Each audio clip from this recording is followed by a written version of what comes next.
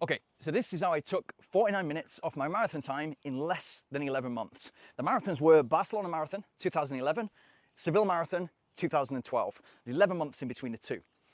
Now, I remember it so well because it was my first attempt at the marathon in Barcelona.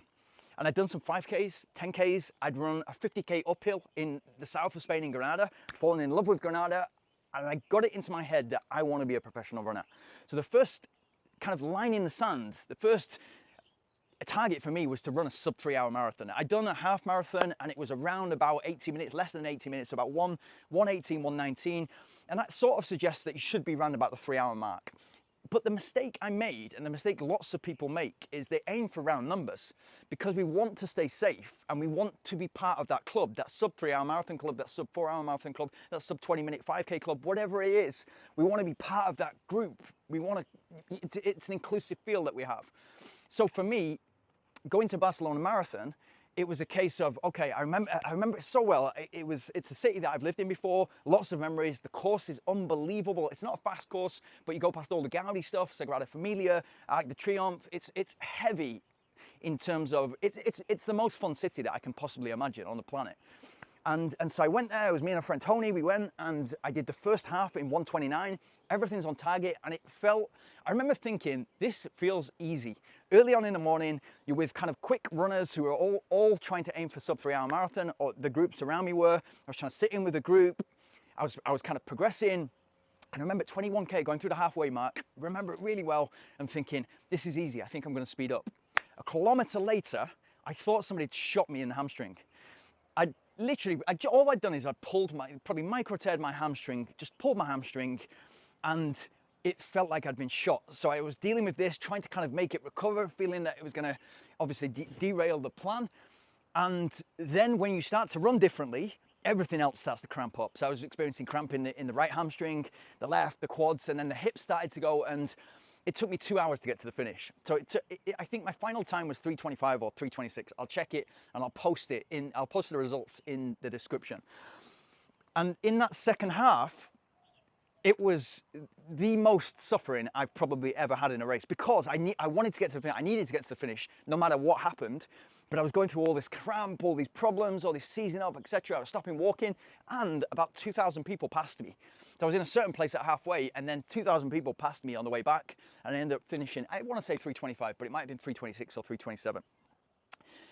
Fast forward a few months, and I was living in Sweden, and I decided to move in the January of 2012 to Alhama de Granada, which is about a 2-hour drive from Seville Marathon. So me and a friend called Mick decided to drive to Seville Marathon. I'd been running lots. So in my head, I was a professional runner at this point. I was paying myself to run full time and I was doing my work on the side. But in my head, primarily I was a runner, secondary, I was a worker. And a lot of the running, Alhama de Granada is in the mountains, so it's higher than Granada. It's about 1,100 meters high. You're often doing very, very hilly runs. So a lot of the stuff I was doing was hill repeats. I was conditioning my quads without even knowing it. I'd run some quick 5K and 10K times that were starting to be, but I was in the racing circuit around Alhama de Granada and the Granada province. I started to get that race feel, so I was running 33 to 34 minutes for 10K, around about the right time for around about the 1:15, 75 minutes for half marathon.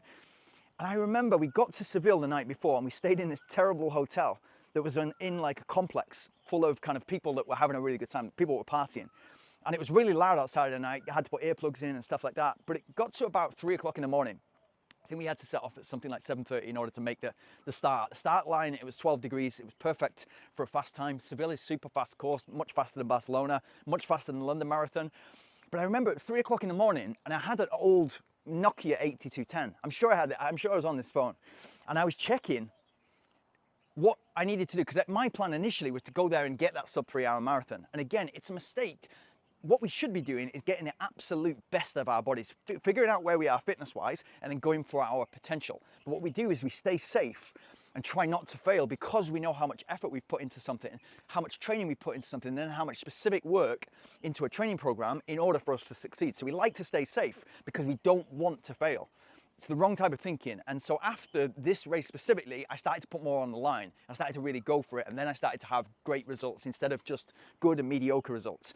But it was 3 o'clock in the morning. I was on my phone and I was calculating the kilometer per hour pace that I would need to run in order to do what I was happy with. And I calculated, obviously 3 hours, not difficult.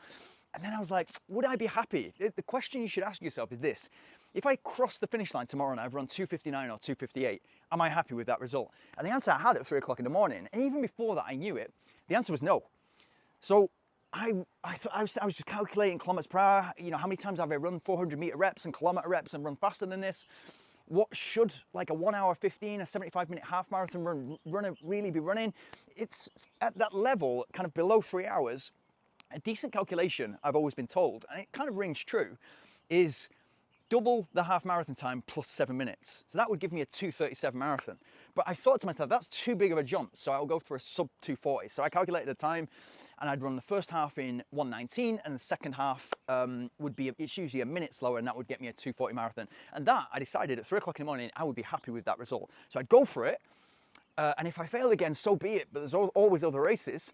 But I would be happy with that result, and I'd be happy with myself for putting it on the line, going for it, even if I failed.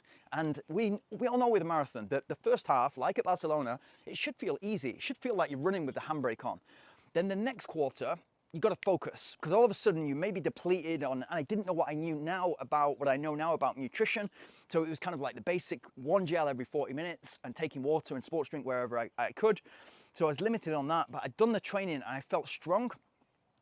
Got on the start line, and I remember the start line really well, because it used to start in the stadium. It doesn't anymore.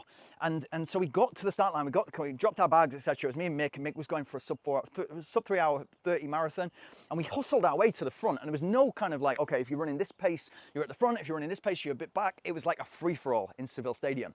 And we were literally almost physically fighting people that were in front of us to try to get ahead, because there was huge guys who were obviously not going to be running 4 or 5 hours for the marathon, but they wanted to be near the front, as a lot of people do. I get that, and it's kind of like, you know, you're nervous, your adrenaline is going, and it almost got into a physical fight. And I remember being with this Swedish guy, and we kind of like managed to get each other towards the front because we were both going for similar times.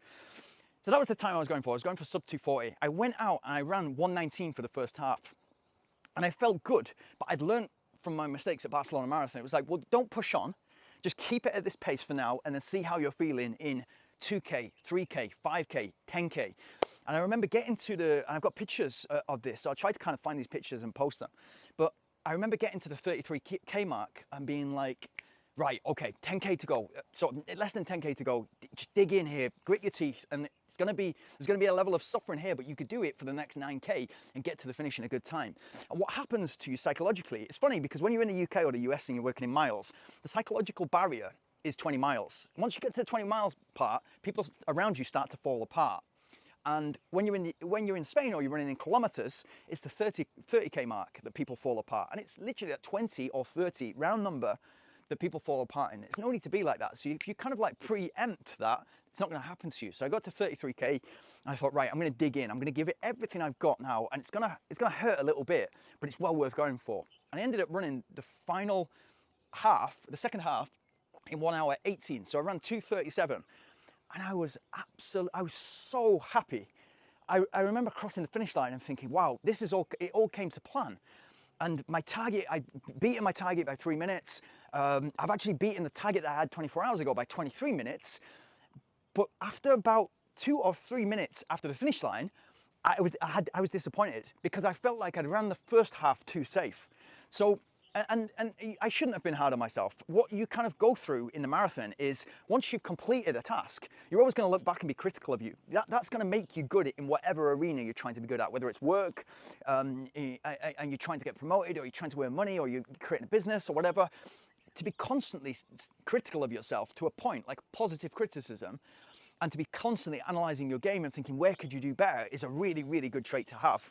But if you take it too far, it can be detrimental. So I was disappointed. I was thinking, what if I would have run the first half in 1:17, and then maybe ran the second half in 1:16, or the same? That would have been a 2:34. Then all of a sudden so what I got from that was, okay, the marathon is a journey. And it's such a fantastic journey, because you get to know who exactly you are, who you truly are. And when it gets hard, it's initially the discipline, because everything feels easy. You're going to be running a long way. And so that first 5K, 10K feels super easy. Some people go out too fast. It's about finding a group that seems to be trying to do what you're doing. and sticking with that and knowing when to step out of the group and get to the next group, or knowing when to drop back. That's the discipline. That first kind of 21, first half to 30K is the discipline. And then it's the focus. I'd say that third quarter is the focus of a marathon. And then maybe that final third or final quarter, that's the digging in and thinking, everything I've done in this marathon, all this training, this 3, 4, 5, 6 month training, the kind of all the pain or all the suffering that I went through in the second half of Barcelona. Now's the time to put this right, and now's the time to grit your teeth and really go for it. It's like being 3-1 down away at, you know, Millwall on a Wednesday night. Like, who really are you, and who's watching? Who's going to be looking out for your result? That kind of thing. You need to use everything you could possibly grab hold of that's going to inspire it. It's going to motivate you to move forward. And then to cross the finish line and then be analyzing yourself pretty much immediately was really interesting. And the funny thing about that story was, because I was living in Alhama de Granada, they had me down as running for Alhama de Granada club, and therefore I was first Andalusian runner. And so I was about to collect a check for 3,000 euros, which I was like, yeah, this is fantastic. This is my first payment in running. And then they were like, this guy can't even speak Spanish. Like, at that point, I couldn't speak any Spanish. And so they took this huge giant check off me and said, no, you have to be Andalusian and you have to be at least Spanish in order to kind of, so I lost that. But what happened then was, that was 2012, and so the next marathon, I started to focus much more on ultra marathons because I'd picked my niche, and that niche was, okay, I'm going to use marathons as training, as faster sessions, but my real niche, what I can be really good at and turning this into a profession, is going to be long distance ultra running. And so I was doing some mountain races, lots of trail races, anything on the road that was long, and it wasn't until 2014 that I went back to Seville and did exactly the same marathon. The course had changed a little bit, but the thinking I then had, as somebody that had gone from 2012 to 2014, won some races, ran faster half marathon times, got the half marathon to 69 minutes, 5K and 10K times had come down, was that of, it doesn't matter, you're already a 2:37 marathon runner and you haven't run a marathon for a couple of years.